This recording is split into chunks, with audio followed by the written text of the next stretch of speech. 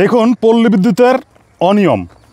পল্লী বিদ্যুতের কাছে আমি জানতে চাই যে এটার ভাড়া দিবে কে এবং এই যে আমাদের ক্ষতি হলো এই ক্ষতিপূরণ দিব কে। এই যে চিত্রটি দেখালাম, একটা বাড়ির উপর দিয়ে এই কারেন্টের তারগুলো এভাবে চলে গেছে। এখন এখানে যে মাটির ভ্যালুও কমে গেছে।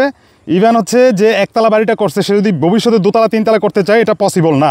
আর বিশেষ করে শুধু একটা না, বাংলাদেশের মধ্যে হাজারটা দেখাতে পারবো। এখন আমার মূল মেসেজটা হচ্ছে যে আমাদের জমির উপর দিয়ে তার এবং খুঁটি নেয়, আমাদেরকে কিন্তু কোনো ভাড়া দেয় না।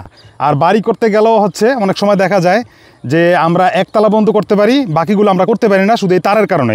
আরও একটা জিনিস যদি আমি দেখাই এদের কি পরিমাণ অনিয়ম এই পল্লী বিদ্যুতের, এই দেখুন ডিমান্ড চার্জ। এখানে ডিমান্ড চার্জ 42 টাকা দেখাচ্ছে, মিটার ভাড়া 10 টাকা।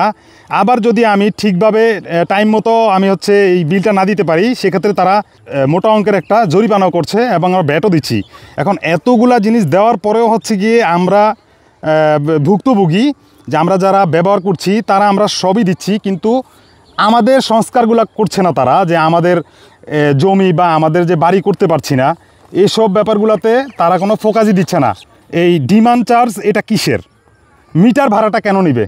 কারণ আমার জায়গায় আমি মিটার দিয়েছি, আমি আমার ঘরে দিয়েছি মিটার, আমি নিজের টাকায় মিটার নামিয়েছি, মিটার তো আমার। তা আমার নিজের টাকার কিনার মিটার আমি কেন ভাড়া দিব?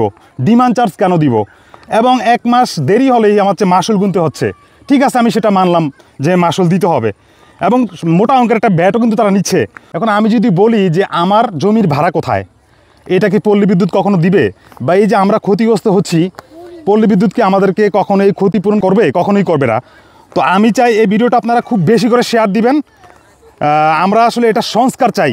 এটা হচ্ছে আমি বুঝালাম একটা পোস্টপেইড একটা বিল, কিন্তু প্রিপেইডে আরও বেশি দুর্নীতি হয়, সেটা নিয়ে আমি পরে কথা বলবো। তো এখন আমার আপনাদের কাছে প্রশ্ন একটাই, এটা তো সংস্কার হওয়া উচিত। আপনারা ভিডিওটা বেশি করে শেয়ার দিবেন যেন এটা সংস্কার হয় এবং পল্লী বিদ্যুতের যারা আছেন তাদের পর্যন্ত যা পৌঁছায়। ভালো থাকবেন সবাই, খোদা হাফেজ।